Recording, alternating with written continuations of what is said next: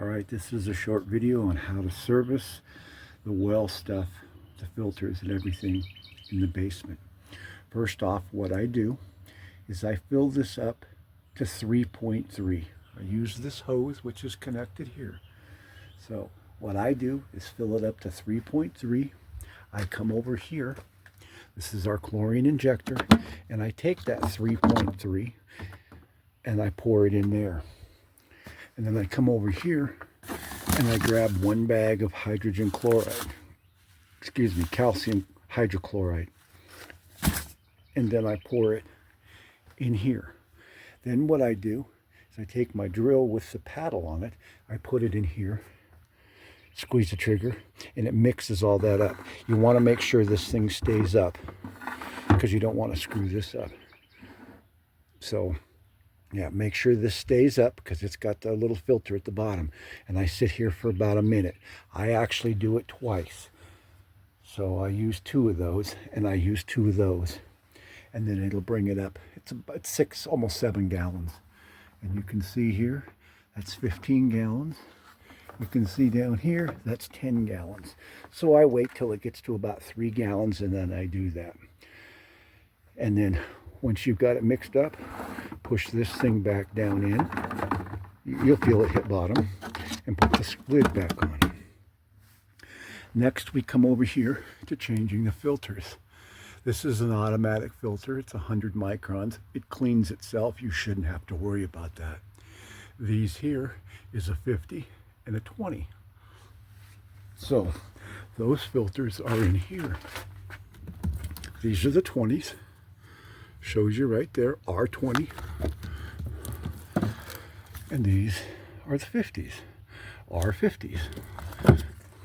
So you come over here, watch your head. I keep busting this light with my head. So what you want to do is you want to shut this off. Shut this off. Okay?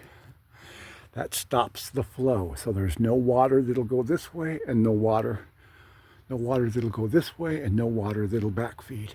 Where it says on right here, you'll turn this. There's a red button up here. You'll turn it and it depresses that button. See the water come out? Yeah, well, a lot of water might come out. Just leave it like that. And that's taking the pressure off. There's 3 different wrenches down here. Find the appropriate wrench. It goes on here. Wrong one. Goes on here. Okay, now you have to hold it. I've got the camera in one hand, but you put your right hand on here and hold the top of the housing and undo it. And then you unscrew it.